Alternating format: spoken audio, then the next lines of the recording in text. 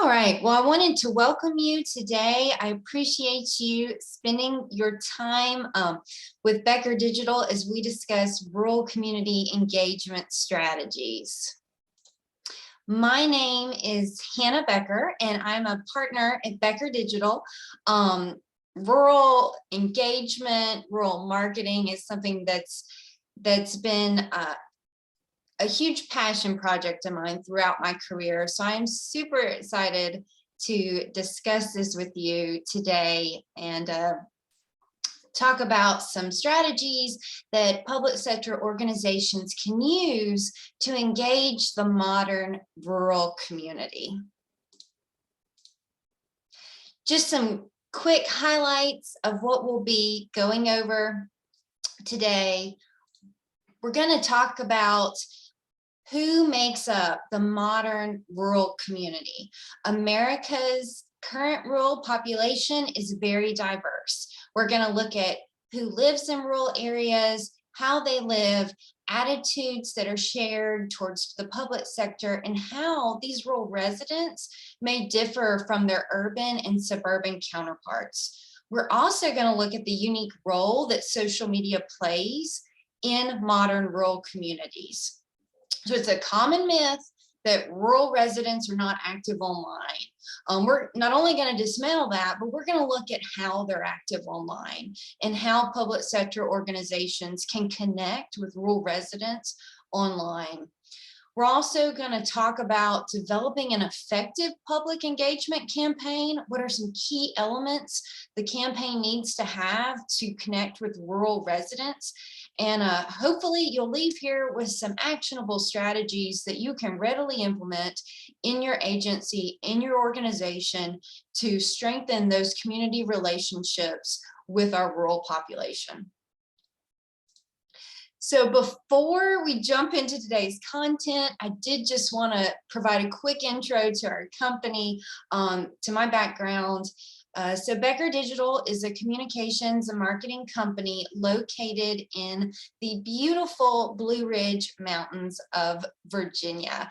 While we are just a few hours outside of Washington, D.C., we are located in the rural community of Buena Vista, Virginia, which is in the Shenandoah Valley. If you're looking for a nice weekend getaway, I would highly recommend our area. Beautiful mountain views, lots of wineries, it's horse country, plenty to do. Becker Digital was founded in 2015 to provide high quality, cost-effective services to government agencies and nonprofit organizations. Our specialties include digital strategy, generational marketing, social media, and web design.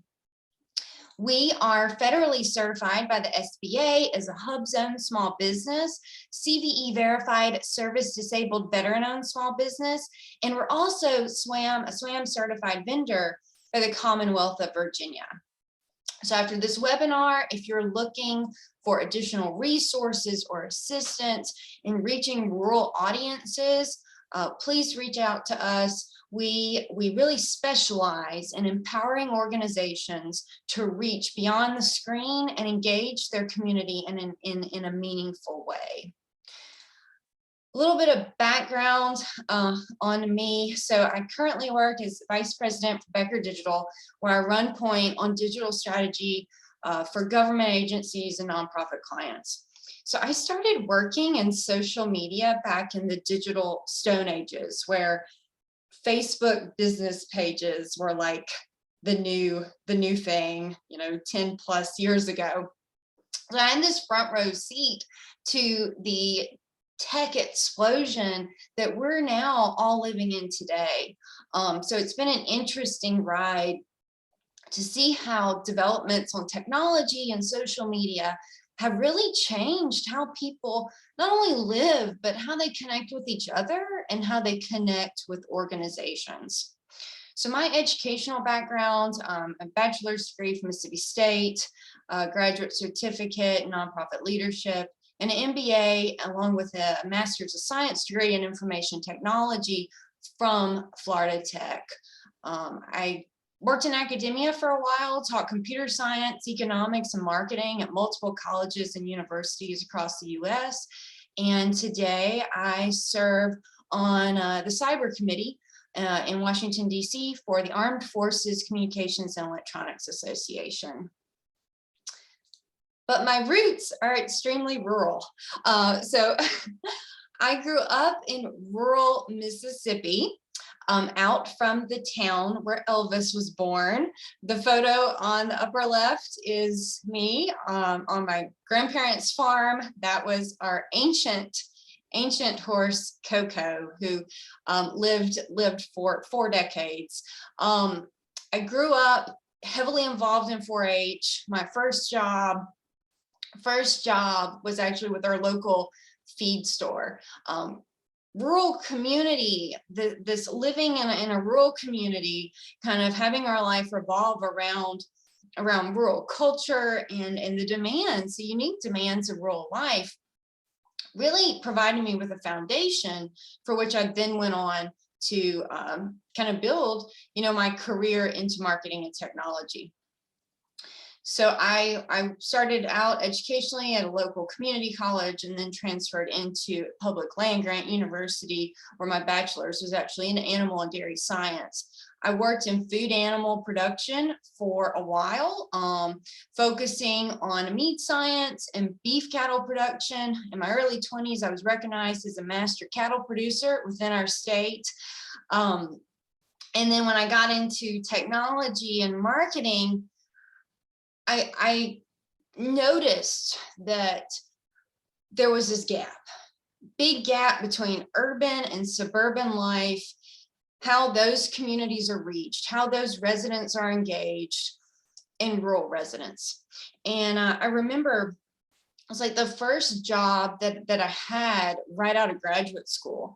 I was working in with an ad agency downtown Kansas City, in this 10-story tall building, conference room, 20 people sitting around talking about how they could market to Midwestern cattle farmers. This was the client's project, how to market to Midwestern cattle farmers.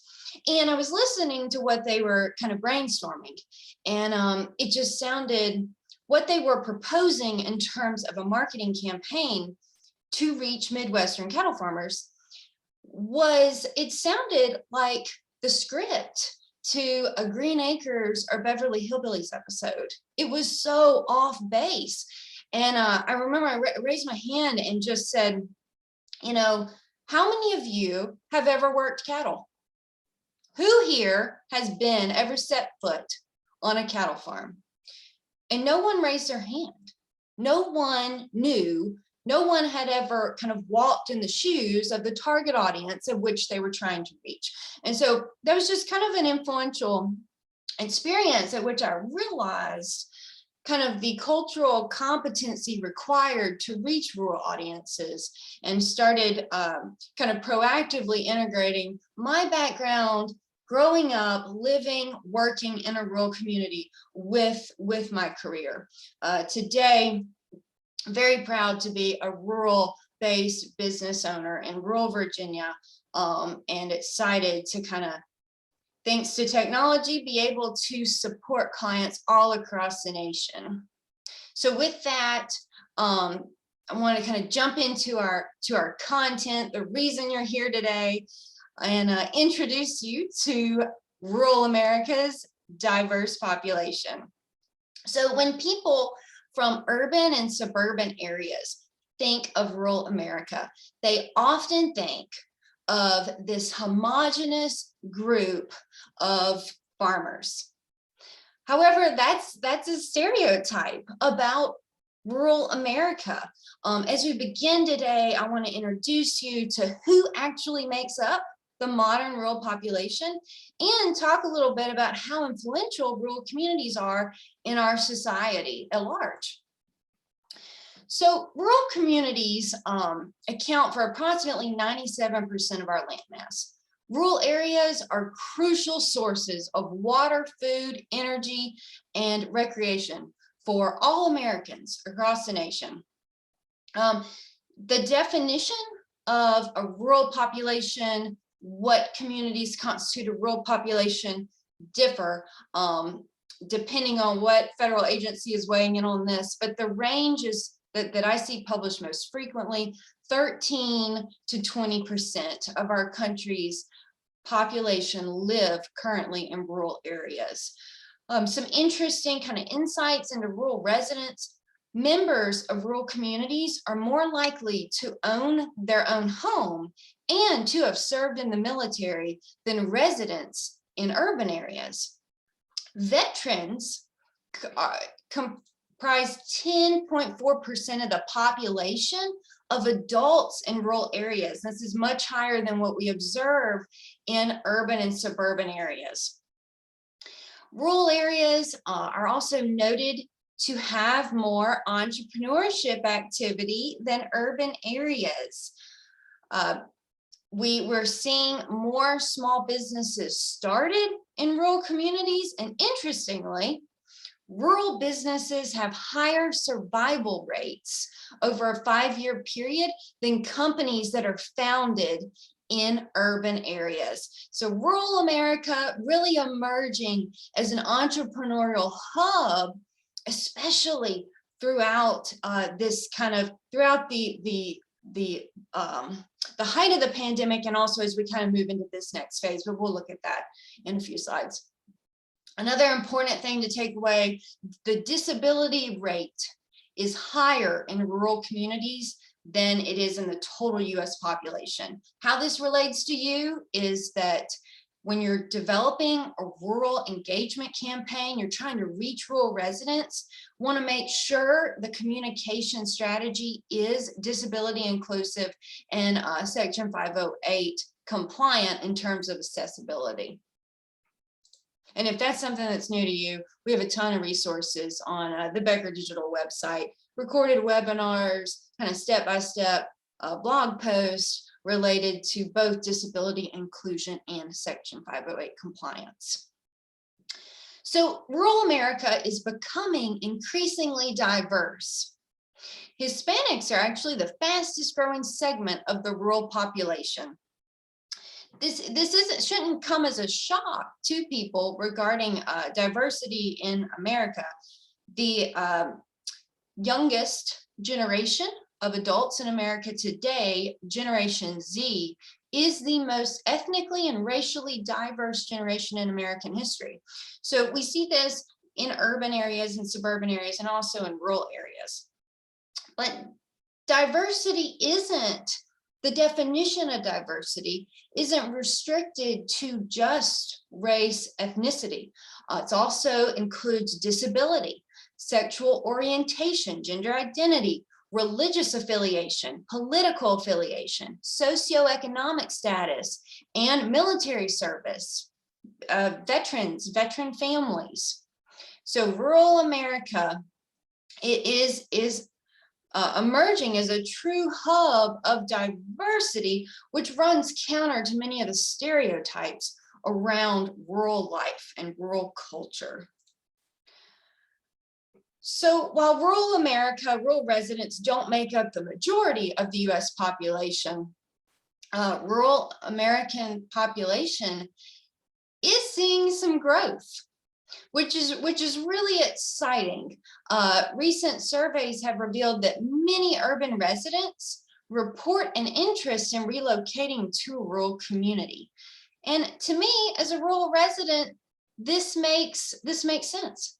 Rural life offers, in many cases, lower cost of living, less crime, increased access to outdoor recreation, and affordable housing. And then also the very promising statistics in relation to new business ventures and entrepreneurship. As the pandemic spread across the US in 2020, we started to see drastic migration shifts across the nation. People wanted out of congested cities, social distancing, access to outdoor recreation, and they were moving to more rural areas. In many cases, this was facilitated or kind of empowered by the ability to work remotely for many professions. So We'll see if this migration, this renewed interest in moving into rural areas continues.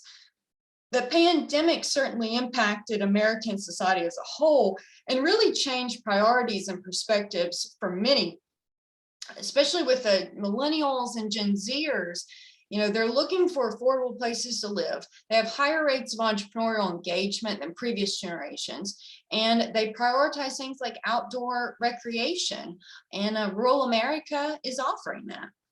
So I think the migration shifts we're seeing are promising and something to just kind of keep on your radar.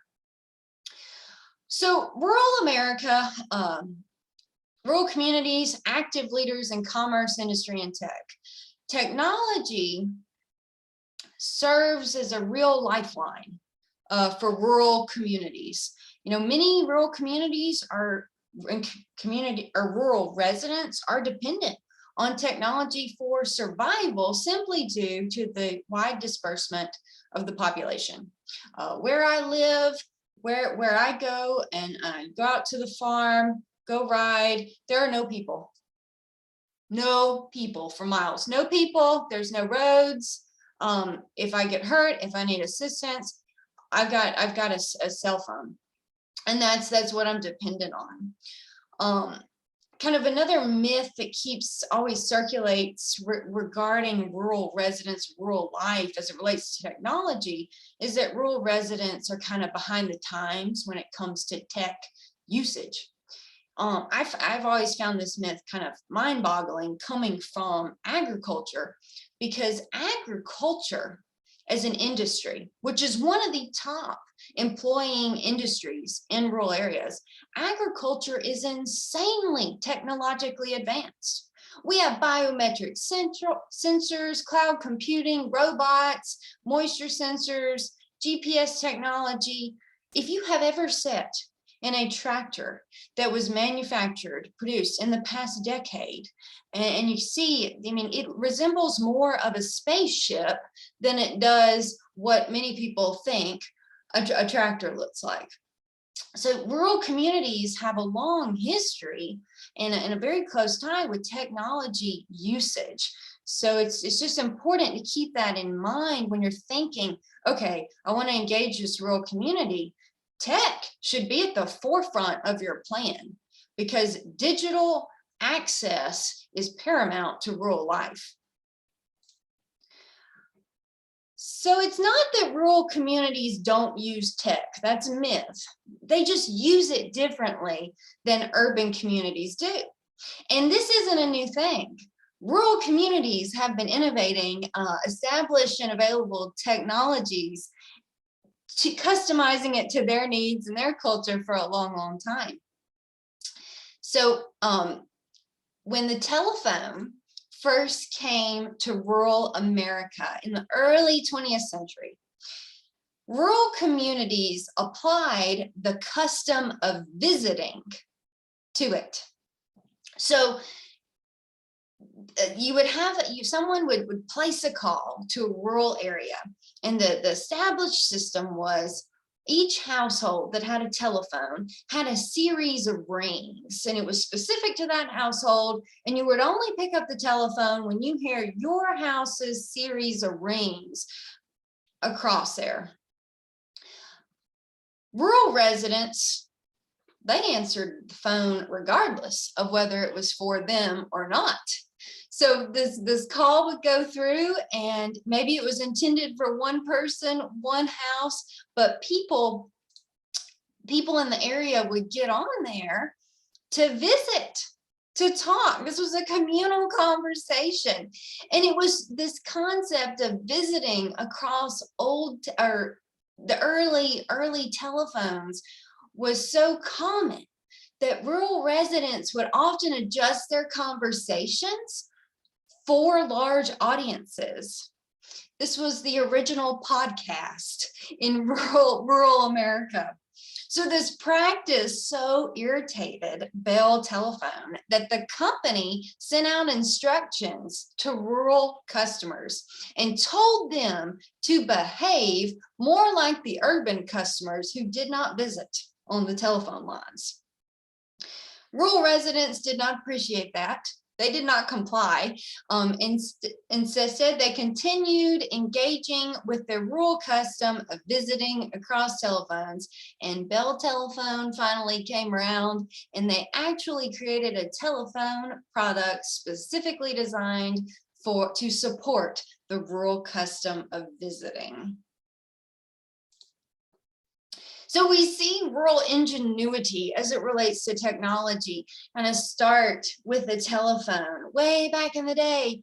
And then as we look in the next few slides, this whole approach to adopting tech to their rural life and culture, we see this even with social media and digital communications, and we'll get into that today.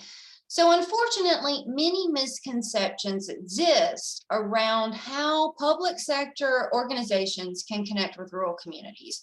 And I just wanted to kind of walk through this and just kind of segment out kind of what we may be hearing in industry in terms of marketing, communications, public affairs, and really call out urban bias on this and provide you with some rural community truths that can help you develop an effective public engagement campaign.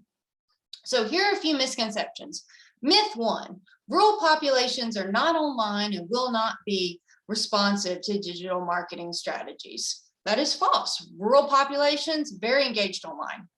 Myth 2, rural communities are self-contained and residents are not interested in outside offerings. Again, false. Rural populations show a great interest in exploring new brands, new organizations. Myth 3, rural populations only consume traditional media channels such as radio and newspapers.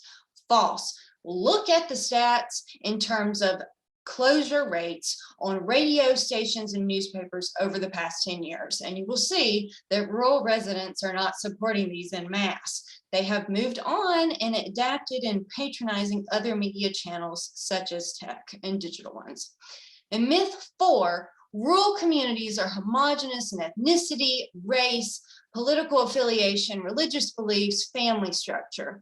And that is false. The face of rural America is greatly changing, and rural residents are not all white male farmers that are Christian and vote Republican. Rural America, rural populations are incredibly diverse across many variables of demographics, and it is vital that public sector organizations are aware of the audience demographics that they're reaching to and ensure that all of their campaign materials, all of their engagement strategies align with the actual audience, not some stereotyped Green Acres vision of what rural America is. So rural America, very active online, display a vibrant interest in outside perspectives, consume a variety of media channels, and are increasingly diverse across multiple variables: culture, belief, interest, socioeconomic status, careers, family structure, military service, disability, wide range. So when rural communities are approached in a well-informed way, they can be very receptive audience for organizations in a variety of sectors. And we're going to look at how public sector organizations can do that through digital communications and social media. So rural communities, avid users of social media. The rates at which they're using social media is rapidly climbing, keeping pace with the urban and suburban residents. There's just a tiny little lag, and we'll look at that on the next slide. But social media is a big part of rural life. However, just like that telephone, rural communities use social media slightly differently than urban and suburban residents. So it's important to recognize these differences. Here's a kind of graph. Unfortunately, it only goes up to 2019 data, but the light blue line on the bottom are rural residents, and this is their social media use. The dark blue line towards top is urban residents, and the green line is suburban residents. So we can see how rural engagement on social media is keeping pace with urban and suburban residents. There's just a slight difference, which if you look at age demographics and residents, rural residents are slightly older on average. So that may kind of skew a bit, not skew, but that's kind of one of the explanations for the slight lag in social media adoption on rural residents. So a question I get asked a lot is, what social media platforms do rural residents use? So the top two, Facebook and YouTube. You've got kind of the stats for comparison, urban, suburban, and rural residents. But Facebook and YouTube are two key social media platforms for reaching rural residents. Now, they're not the only platforms that reach rural residents.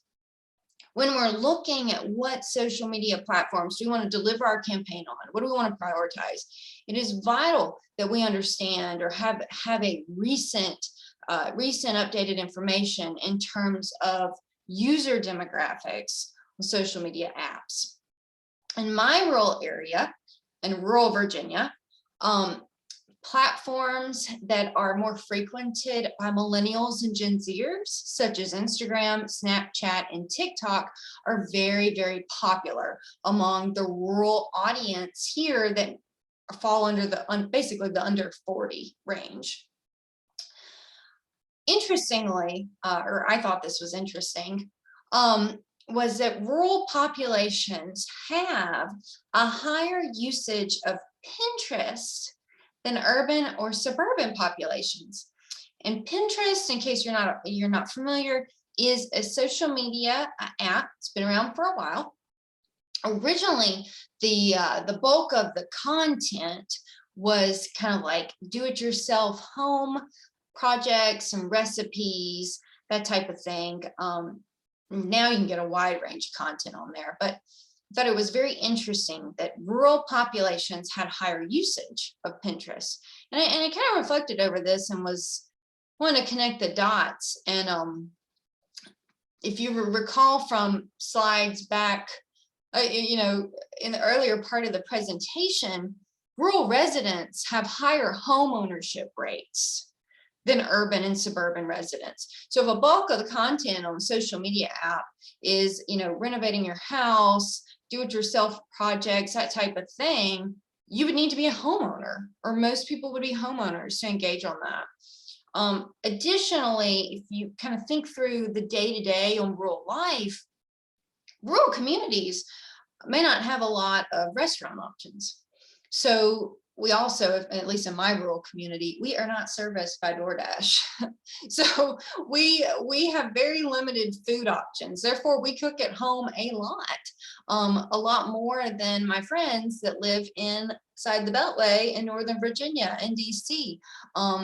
Way out here in the mountains, we don't have that many options. So an app that connects us with recipes, that type of thing, cooking tips, makes sense if you kind of understand the day-to-day life in terms of living in a rural area. All right, so I want to talk about specifically rural community engagement strategies. How, if you got to get the background info on who makes up modern rural America, how are you going to engage them in a cost-effective way? So public engagement is critical to the success of any public sector initiative.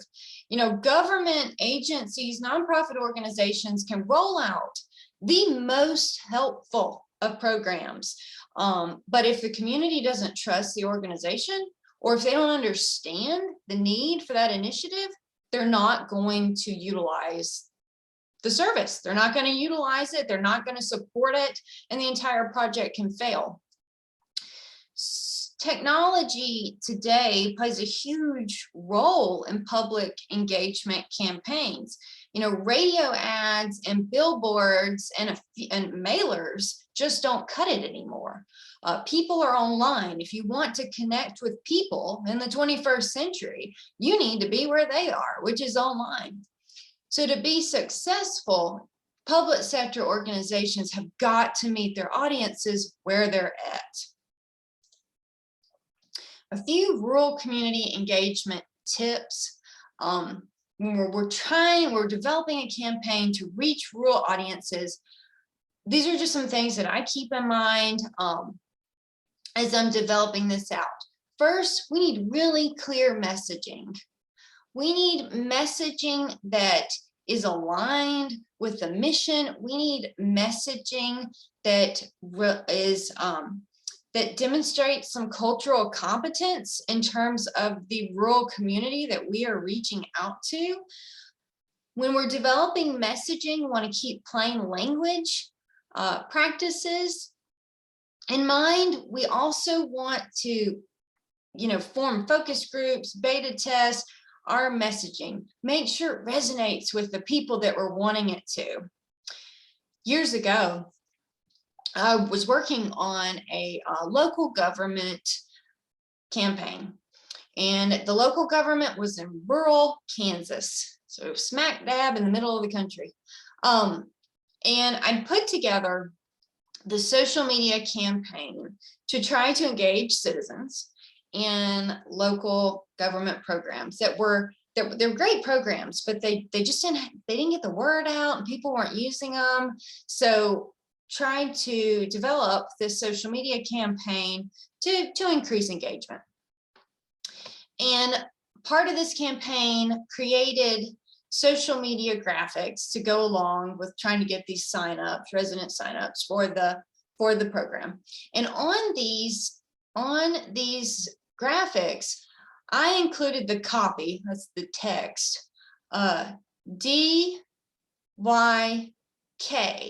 and then I would state a fact about the program or the initiative.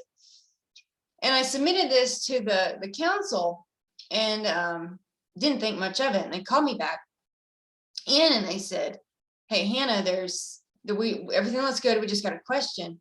I think there's a typo on every social media graphic you submitted." It's like, okay, come in. And they said, this DYK, what is that? What does that mean? And it took me by surprise because where I'm originally from in the country, that was tech speak for, did you know? DYK, did you know? Do you know?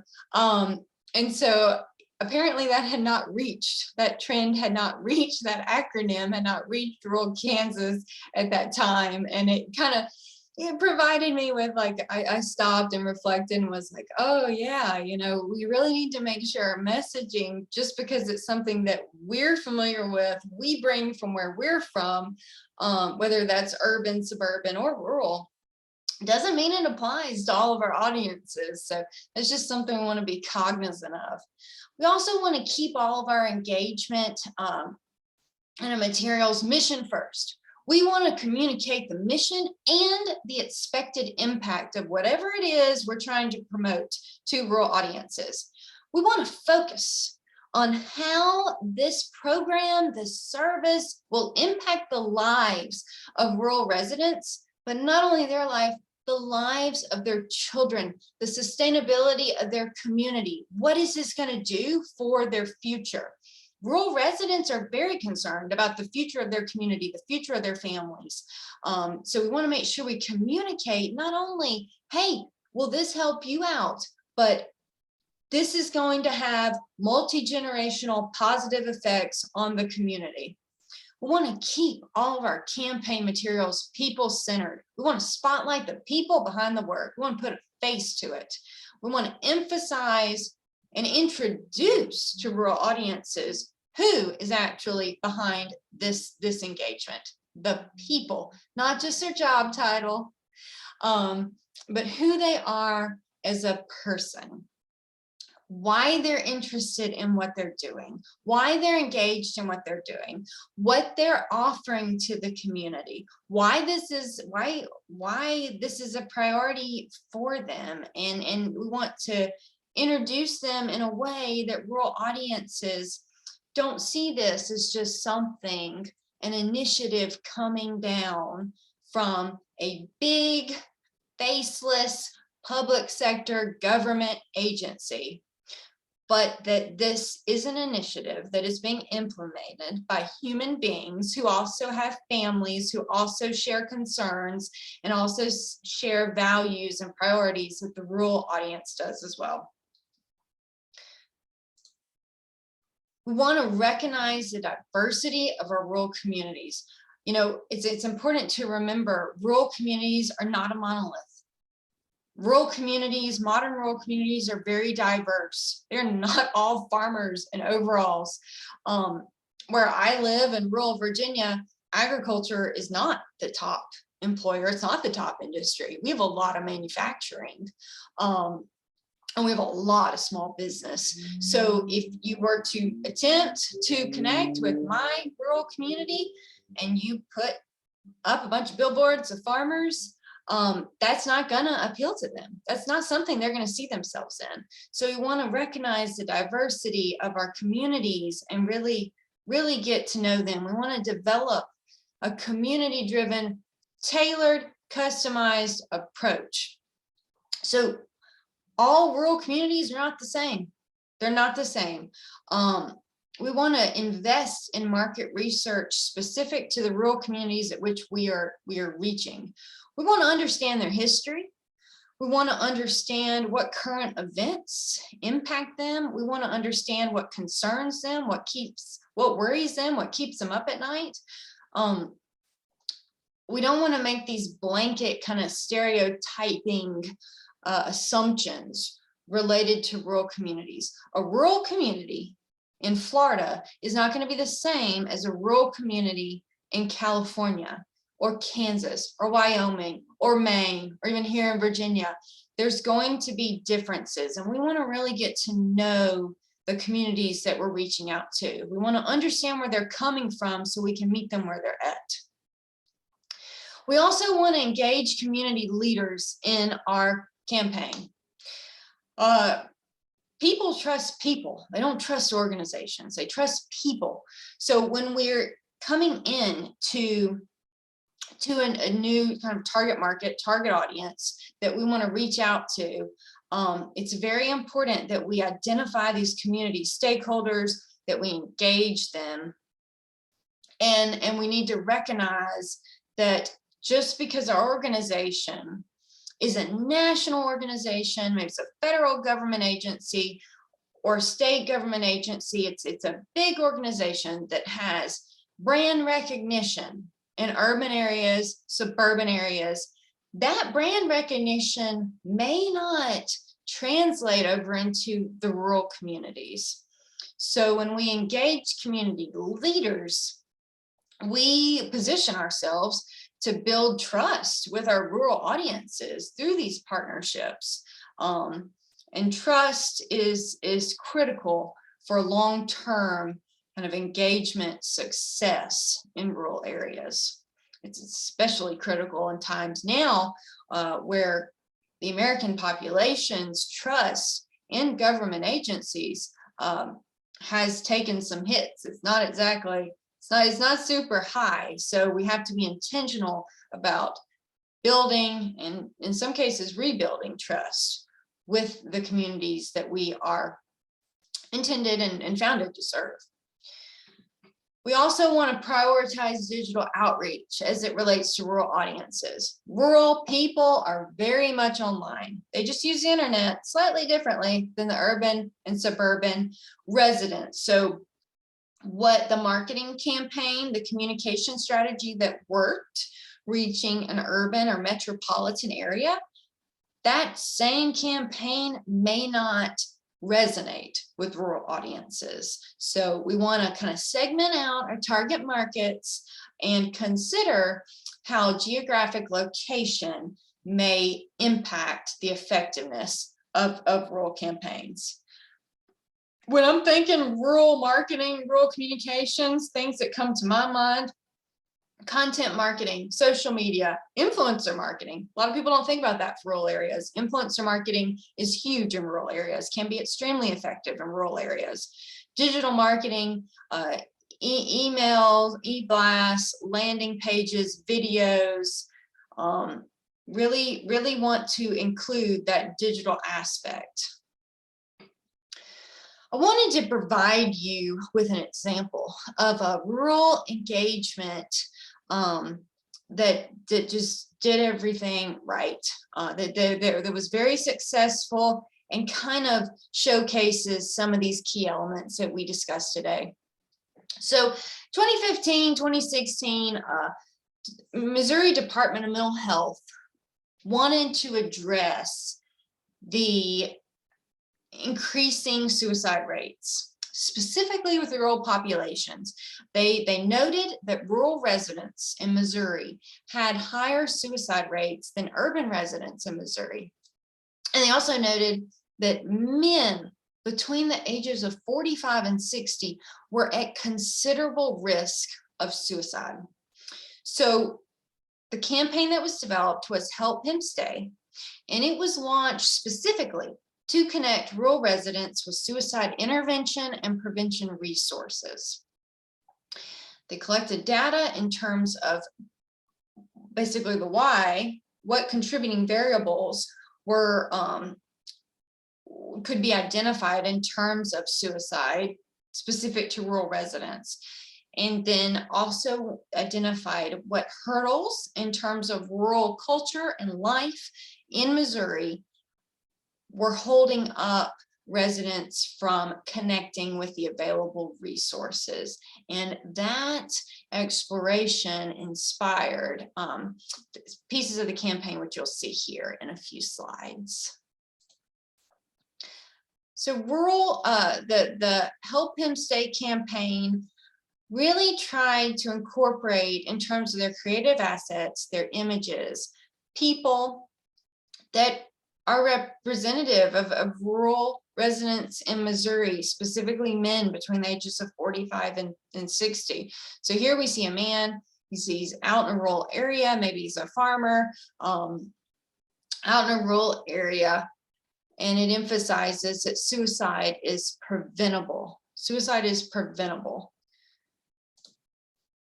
There's another ad. These went up on billboards and also on social media all across Missouri.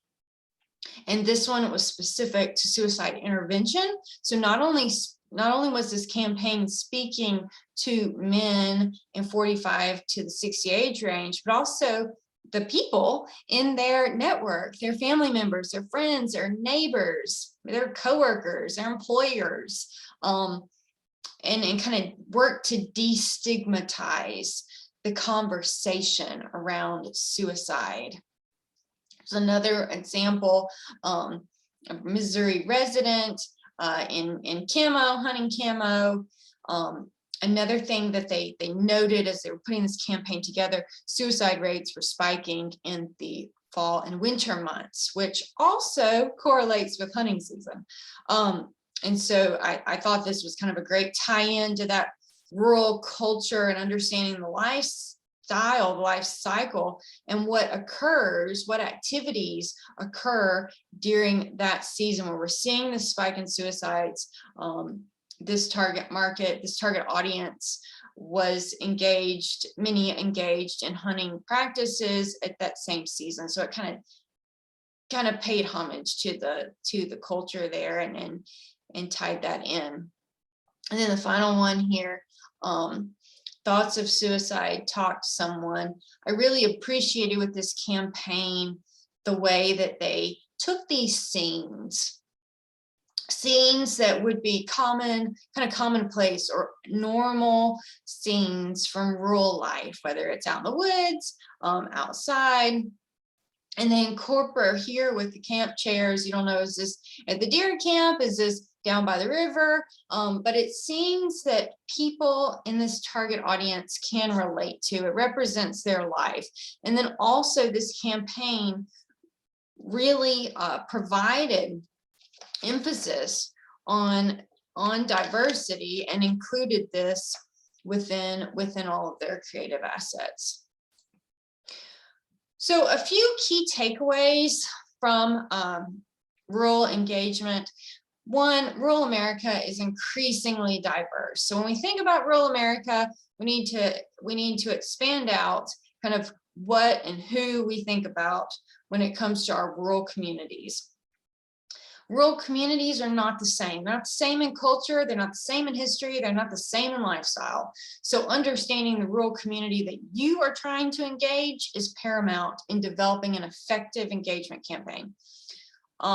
You know, something that will resonate with our rural audiences will reflect a knowledge and understanding of the challenges of rural life. And these can be very different than what we see in urban and suburban areas.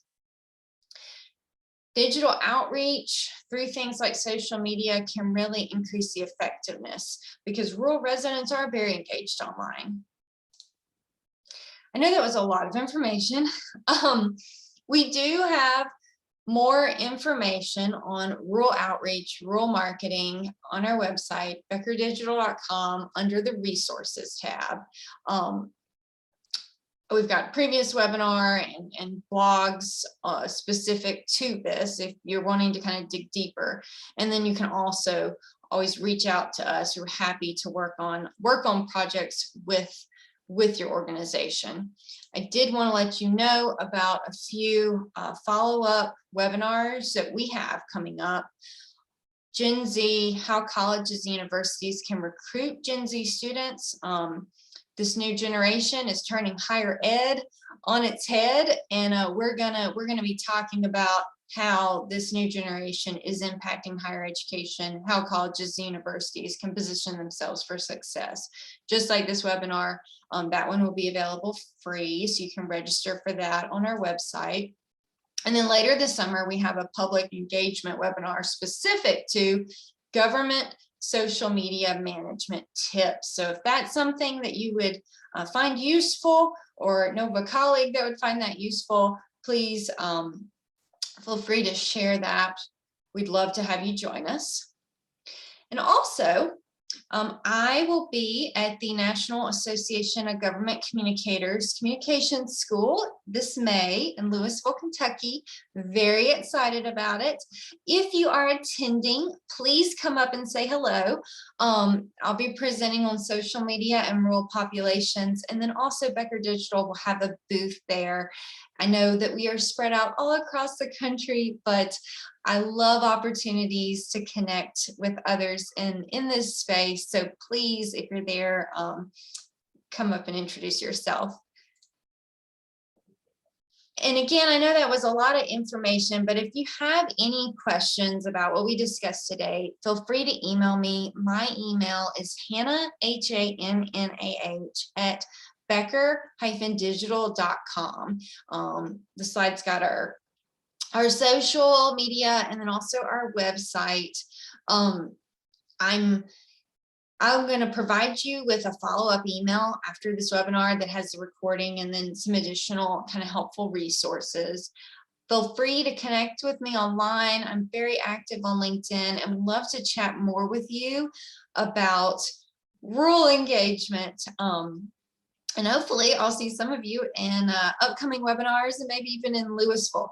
But Becker Digital is available to help support mission-driven organizations on marketing and social media. We take on projects large and small all over the nation. So if that's something you'd be interested in, just reach out to us and we're happy to schedule kind of a consultation call to talk through your agency's needs. And with that concludes our webinar. I really appreciate you taking time out of your day to join us, and I look forward to connecting with you all online and in person. Have a wonderful day.